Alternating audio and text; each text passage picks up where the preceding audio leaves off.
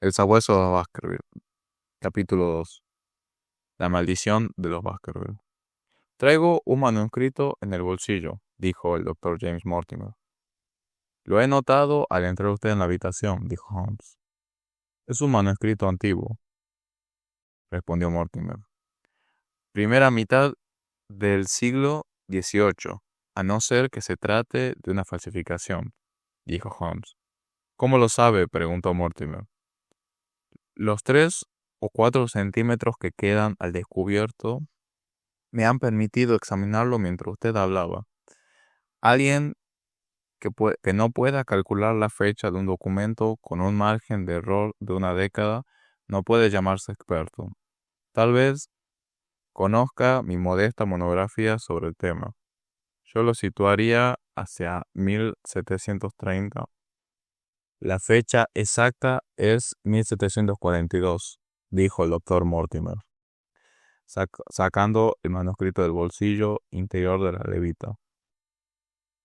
Sir Charles Baskerville, cuya repentina y trágica muerte hace unos 3 meses causó tanto revuelo en Devonshire, confió a mí cuidado este documento de su familia. Quizás deba explicar que yo era amigo personal suyo, además de su médico.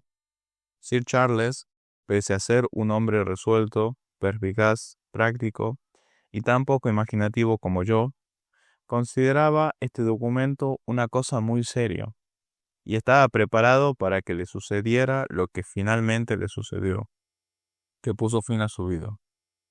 Holmes extendió la mano para recibir el documento y lo alisó extendiéndole sobre la rodilla. Fíjese usted, Watson, en el uso alternativo de los tipos de letra S. Una es larga y la otra es corta. Es uno de los detalles que me han permitido calcular la fecha. Por encima de su hombro contemplé el papel amarillento y la escritura ya borrosa. En el encabezamiento se leía Mansión de los Baskerville y debajo, con grandes números irregulares, 1742. Parece una declaración, dijo Mortimer. Sí, es una declaración acerca de cierta leyenda relacionada con la familia de Baskerville. Pero imagino que usted desea consultarme acerca de algo más moderno y práctico, de inmediata actualidad. Una cuestión en extremo práctica y urgente que hay que decidir en un plazo de 24 horas. Pero el relato es breve y está íntimamente ligado al problema. Con su permiso, voy a proceder a leérselo. Sherlock Holmes se recostó en el asiento, juntó las yemas de los dedos y cerró los ojos con un gesto de concentración. El doctor Mortimer giró el manuscrito hacia la luz y lo leyó en voz alta, que se quebraba a veces la siguiente narración pintoresca y extraña al mismo tiempo. La narración es la siguiente. Sobre el origen del sabueso de Baskerville se han dado muchas explicaciones, pero como yo procedo en línea directa de Hugo Baskerville y la historia me la contó mi padre, que a su vez la supo de mi abuelo, la he puesto por escrito, convencido de que todo sucedió exactamente como aquí se relata. Con ello, quisiera convencerlos, hijos míos, de que la misma justicia que castiga el pecado puede también perdonarlo sin exigir nada a cambio, y que toda interdicción puede a la larga superarse gracias al poder de la oración y del arrepentimiento. Aprended de esta historia a no temer los frutos del pasado, sino más bien a ser circunspectos en el futuro, de manera que las horribles pasiones por las que nuestra familia ha sufrido hasta ahora tan atrozmente no vuelvan a desatarse de nuevo para provocar nuestra perdición. Sabed que en la época de la Gran Rebelión, y os recomiendo mucho la historia que de ella escribió el sabio Lord Charlton. El propietario de esta mansión de los Baskerville era un Hugo del mismo apellido, y no es posible ocultar que se trataba del hombre más salvaje y arrogante y malvado que se puede imaginar. Todo esto, a decir verdad, podría habérselo perdonado sus coetáneos, dado que los santos no han florecido nunca por estos contornos, si no fuera porque, además, había en él un gusto por la lascivia y la crueldad, que lo hicieron tristemente célebre en todo el occidente del país. Sucedió que este Hugo dio en amar, si a decir verdad, a una pasión tan siniestra se le puede dar un nombre tan radiante, a la hija de un pequeño terrateniente que vivía cerca de las propiedades de los Baskerville. Pero la joven, discreta y de buena reputación, evitaba siempre a Hugo por el temor que le inspiraba su nefasta notoriedad. Sucedió que un día de San Miguel, este antepasado nuestro, con 5 o 6 de sus compañeros, tan ociosos como desalmados, llegaron a escondidas hasta la granja y secuestraron a la doncella, sabedores de que su padre y sus hermanos estaban ausentes. Una vez en la mansión, recluyeron a la doncella en un aposento del piso alto, mientras Hugo y sus amigos iniciaban una gran francachela, al igual que todas las noches. Lo más probable es que a la pobre chica se le trastornara el juicio al oír los cánticos y los gritos y los terribles juramentos que le llegaban desde abajo, porque dicen que las palabras que utilizaba Hugo Baskerville cuando estaba borracho bastarían para fulminar al hombre que las pronunciaría, que las pronunciara. Finalmente, impulsada por el miedo, la muchacha hizo algo a lo que quizás no se hubiera atrevido el más valiente y ágil de los hombres, porque, gracias a la enredadera que cubría y todavía cubre al lado sur de la casa, descendió hasta el suelo desde el piso alto y emprendió el camino hacia su casa a través del páramo, dispuesta a recorrer las 3 leguas que separaban la mansión de la granja de su padre. Sucedió que, algo más tarde, Hugo dejó a sus invitados para llevar alimento, bebida y quizás otras cosas peores a su cautiva, encontrándose vacía la jaula y desaparecido el pájaro. A partir de aquel, el carcelero burlado dio la impresión de estar poseído por el demonio, porque bajó corriendo las escaleras para regresar al comedor, saltó sobre la gran mesa, haciendo volar por los aires jarras y fuentes, y con grandes gritos aseguró ante todos los presentes que aquella misma noche entregaría cuerpo y alma a los poderes del mal, si conseguiría alcanzar a la muchacha. Y aunque a los juerguistas les espantó la furia de aquel hombre, hubo uno más persevero, o tal vez más borracho que los demás, que propuso lanzar a los sabuesos en persecución de la doncella. Al oírlo, Hugo salió corriendo de la casa y ordenó a gritos a sus criados que le ensillaran la yegua y soltaran la jauría. Después de dar a los perros un pañuelo de la doncella, lo puso inmediatamente sobre su rastro para que a la luz de la luna la persiguieran por el páramo. Durante algún tiempo los juerguistas quedaron mudos, incapaces de entender los acontecimientos con tanta rapidez, pero pronto salieron de perplejidad e imaginaron lo que probablemente estaba a punto de suceder. El alboroto fue inmediato. Unos pedían sus armas, otros su cabello y alguno otra jarra de vino. A la larga, sin embargo, sus mentes enloquecidas recobraron un poco de sensatez, y todos, 13 hombres en total, montaron a caballo y salieron tras Hugo. La luna brillaba sobre sus cabezas. Colgar, col- cabalgaron a gran velocidad, siguiendo el camino que suponía que la muchacha tenía que haber tomado para volver a su casa.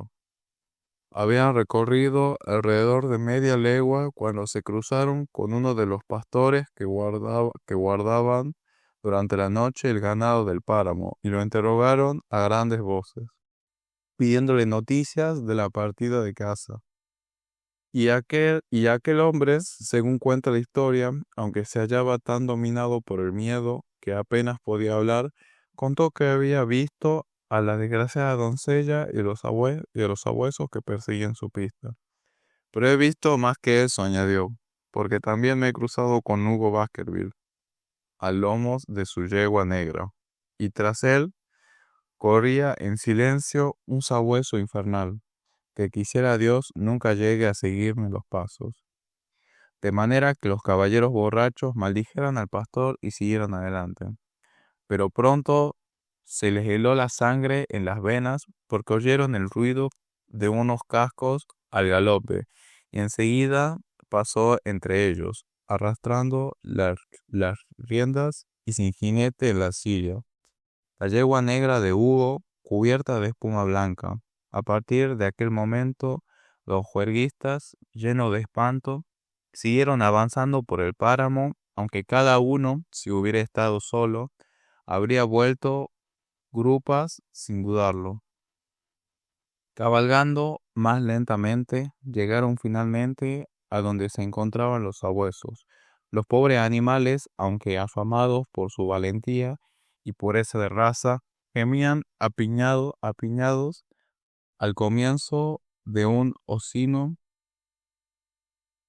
como nosotros lo llamamos. Algunos escabulléndose y otros con el pelo erizado y los ojos desorbitados, observando fijamente el estrecho valle que tenían delante. Los jinetes, mucho menos borrachos, ya que al comienzo de su expedición, como es fácil suponer, se detuvieron, la mayor parte se negó a seguir adelante, pero 3 de ellos, los más audaces, o tal vez los más ebrios, continuaron hasta llegar al fondo del valle, que se ensanchaba, en el que se alcanzaban 2 de esas grandes piedras, que aún perduran en la actualidad, obra de pueblos olvidados de tiempos remotos. La luna iluminaba el claro y en el centro se encontraba la desgraciada doncella en el lugar donde había caído, muerta de terror y de fatiga. Pero no fue la vista de su cuerpo, ni tampoco del cadáver de Hugo Baskerville, que yacía cerca, lo que hizo que aquellos temerarios juerguistas se le erizaron los cabellos, sino el hecho de que encima de Hugo, desgarrándole el cuello, se hallaba una espantosa criatura, una enorme bestia negra con forma de sabueso, pero más grande que ninguno de los sabuesos jamás contemplados por el ojo humano.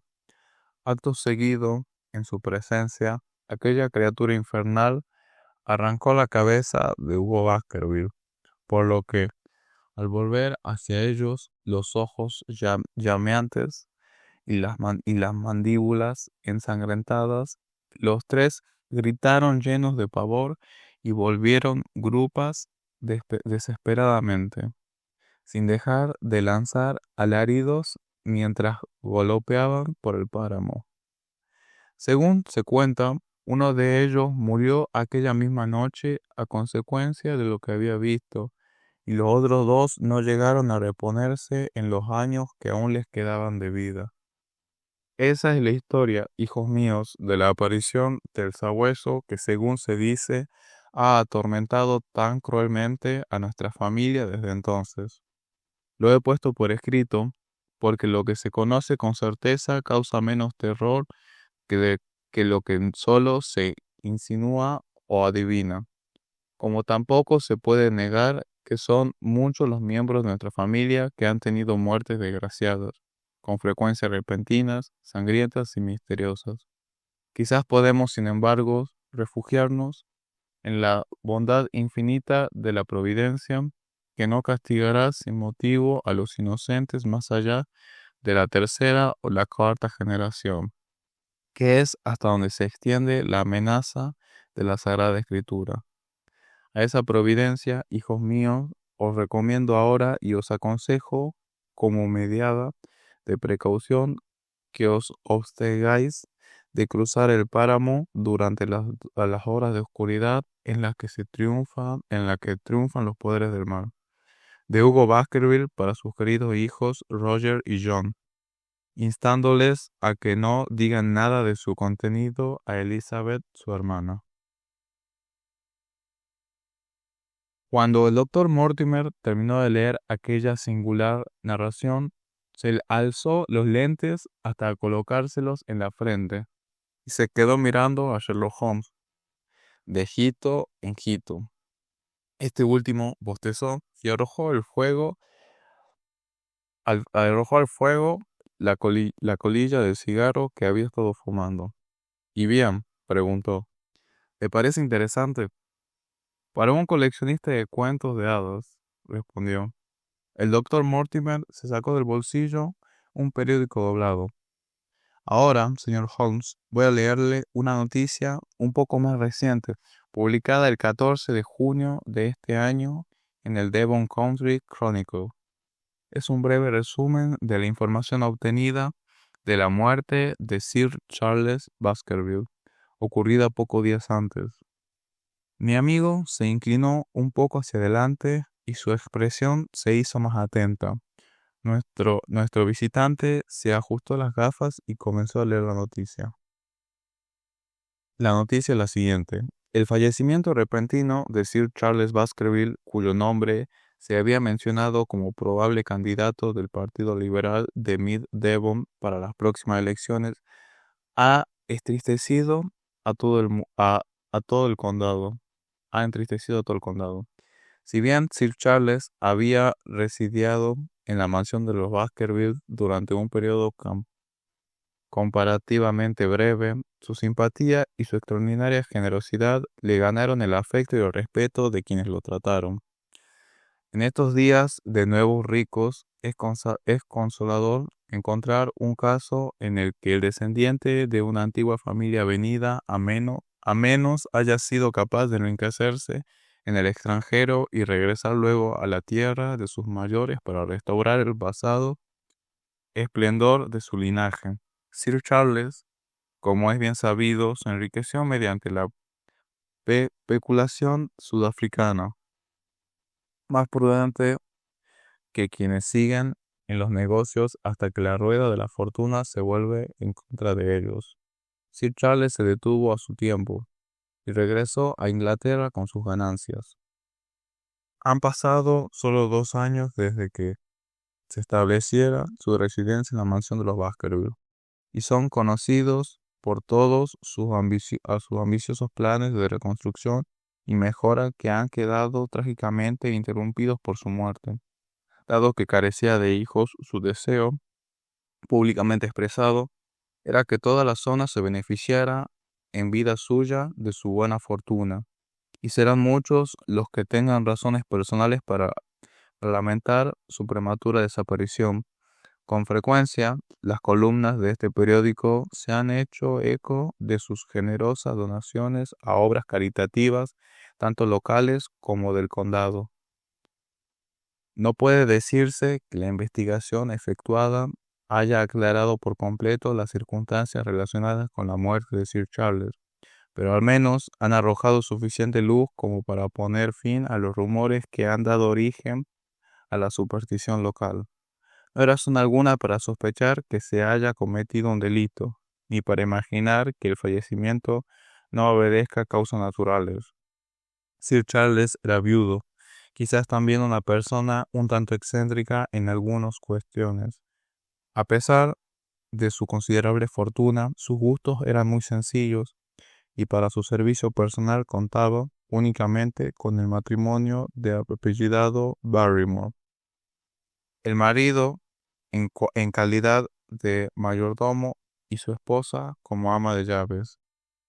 Su testimonio, su testimonio corroborado él, por el de varios amigos, ha servido para poner de manifiesto que la salud de Sir Charles empeoraba desde hacía algún tiempo y de manera especial que le aquejaba una afección cardíaca con manifestaciones con palidez, ahogos y ataques agudos de depresión nerviosa.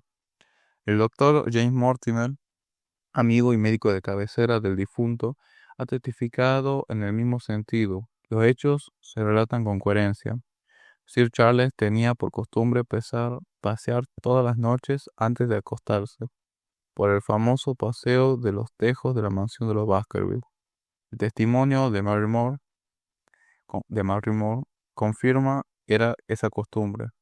El 4 de junio, Sir Charles manifestó su intención de emprender el viaje a Londres al día siguiente. Encargó a Barrymore que le preparase el equipaje. Aquella noche salió, como de ordinario, a dar su paseo nocturno, durante el cual tenía por costumbre fumarse un cigarro habano, pero nunca regresó. A las 12, al encontrar todavía abierta la puerta principal, el mayordomo se alarmó y después de encender una linterna salió en búsqueda de su amo. Había llovido durante el día y no le fue difícil seguir las huellas de Sir Charles por el paseo de los tejos. Había la mitad del recorrido. Hay un portillo para salir al páramo. Sir Charles, al parecer, se detuvo allí durante algún tiempo.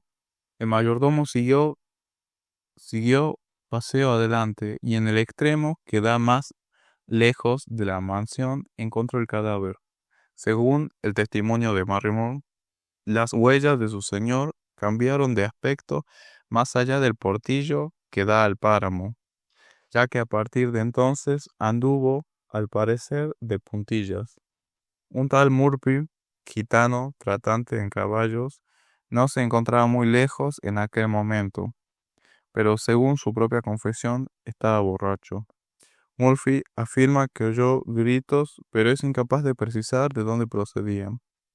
En la persona de Sir Charles no se descubrió señal alguna de violencia, y aunque el testimonio del médico señala una distorsión casi increíble de los rasgos faciales, hasta el punto de que en su primer momento el doctor Mortimer no podía creer que fuera afirmativamente su amigo y paciente. Pudo saberse que se trata de un síntoma no del todo infrecuente en casos de disnea y de muerte por agotamiento cardíaco. Esta explicación se vio corroborada por el examen post-mortem que puso de manifiesto una enfermedad orgánica crónica, y el veredicto del jurado al que informó el juez de instrucción resultó acorde a las pruebas médicas. Hemos de felicitarnos de que haya sido así, porque evidentemente es de suma importancia que el heredero de Sir Charles se instale en la mansión y prosiga la encomiable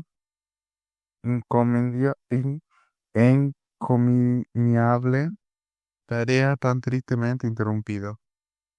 Si los prosaicos hallazgos del juez no hubieran puesto fin a las románticas historias difundidas con relación a estos sucesos, podría haber resultado difícil encontrar un nuevo ocupante para la mansión Baskerville. Según se sabe, el pariente más próximo de Sir Charles es el señor Harry Baskerville, hijo de su hermano mayor, en el caso de que aún siga con vida. La última vez que se tuvo noticia de este joven se hallaba en los Estados Unidos y se estaba haciendo las averiguaciones necesarias para informarlo de lo sucedido. Fin de la carta. El doctor Mortimer volvió a doblar el periódico y se lo guardó en el bolsillo. Esos son, señor Holmes, los hechos en relación con la muerte de Sir Charles Baskerville, que han llegado a conocimiento de la opinión pública. Tengo que agradecerle, dijo Holmes, que me haya informado sobre un caso que presenta sin duda algunos rasgos interesantes. Recuerdo haber oído, cuando murió Sir Charles, algunos comentarios periodísticos, pero estaba muy ocupado con el asunto de los camafeos del Vaticano. Y llevado de mi deseo de complacer a su santidad, perdí contacto con varios casos muy interesantes de mi país. ¿Dice usted que este artículo contiene todos los hechos de conocimiento público? Así es. En ese caso, infórmeme de los privados. Recostándose en el sofá, Sherlock Holmes volvió a unir las manos por la yema de los dedos y adoptó su expresión más concentrada y juiciosa.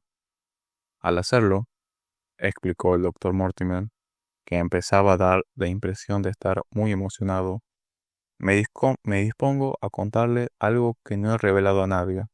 Mis motivos para ocultarlo durante la instrucción judicial se basan en que un hombre de ciencia no puede adoptar públicamente una posición que, en apariencia, podría servir de apoyo a la superstición.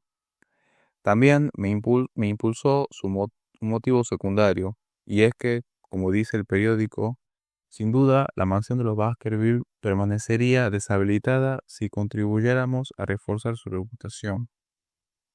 Ya de por sí es bastante siniestra. Por esas razones me pareció justificado decir bastante menos de lo que sabía, dado que no se iba a obtener con ello ningún beneficio práctico. Mientras que ahora, tratándose de usted, no hay motivo alguno para que no me sincere por completo. El páramo está muy escasamente habitado y sus pocos vecinos se visitan con frecuencia.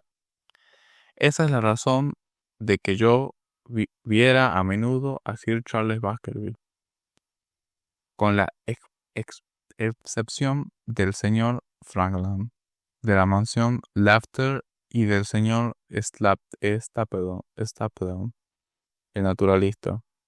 No no hay otras personas educadas en muchos kilómetros a la redonda.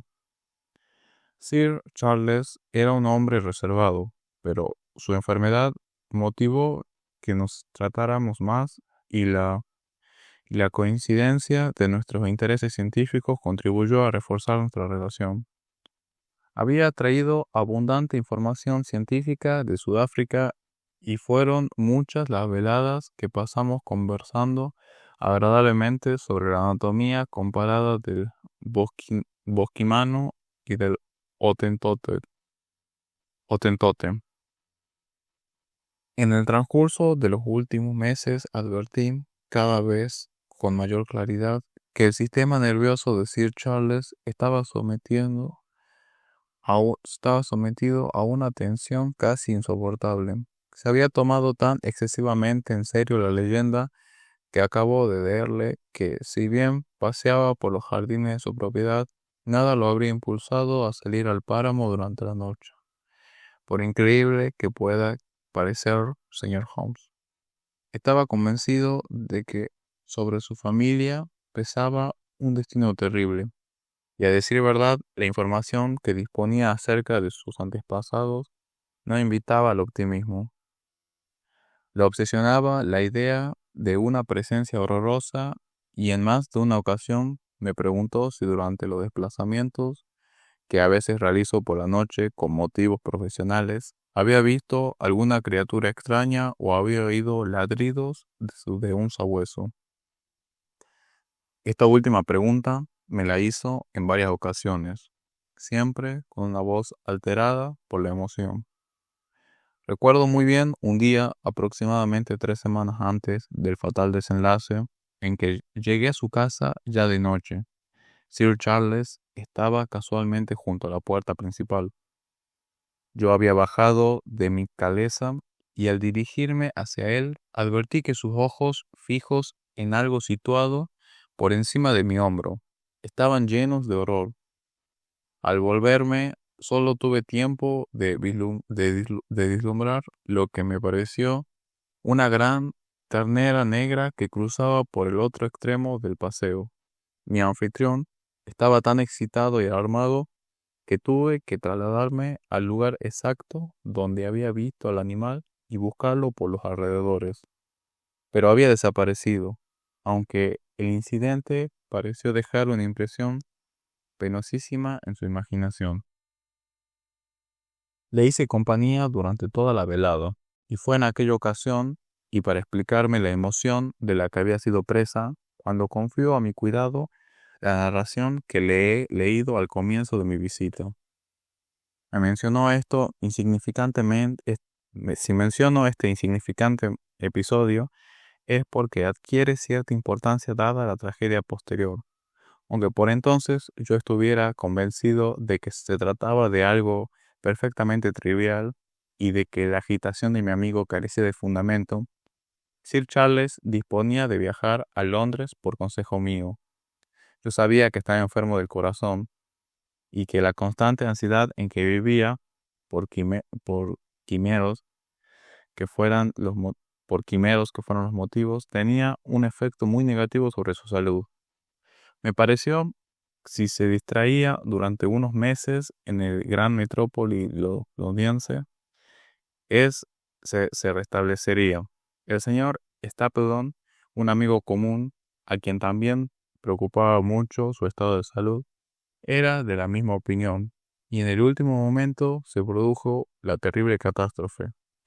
La noche de la muerte de Sir Charles Barrymore, el mayordomo, que fue quien descubrió el cadáver, envió a Perkins, el mozo de la cuadra, a buscarme, y dado que no me había acostado, aún pude presentarme en la mansión menos de una hora después. Comprobé de visu todos los hechos que más adelante se mencionaron en la investigación. Seguí las huellas, camino adelante por el paseo de los Tejos, y vi el lugar junto al portillo que da al páramo, donde Sir Charles parecía haber estado esperando, y advertí el cambio en la forma de las huellas a partir de aquel momento, así como la ausencia de otras huellas distintas de las de Barrymore sobre la arena blanda. Finalmente examiné cuidadosamente el cuerpo que nadie había tocado antes de mi llegada. Sir Charles yacía boca abajo, con los brazos extendidos, los dedos hundidos en el suelo y las facciones tan distorsionadas por alguna emoción fuerte que difícilmente hubiera podido afirmar bajo juramento que se trataba del propietario de la mansión de los Baskerville. No había, desde luego, lesión corporal de ningún tipo, pero Barrymore hizo una afirmación incorrecta durante la investigación. Dijo que no había rastro alguno en el suelo alrededor del cadáver. El mayordomo no observó ninguno, pero yo sí. Se encontraba a cierta distancia, pero era reciente y muy claro. ¿Huellas?, preguntó Holmes. ¿Huellas? ¿De un hombre o de una mujer?, preguntó. El doctor Mortimer nos miró extrañamente durante unos instantes y su voz se convirtió casi en un susurro al contestar. Señor Holmes, eran las huellas de un sabueso gigantesco.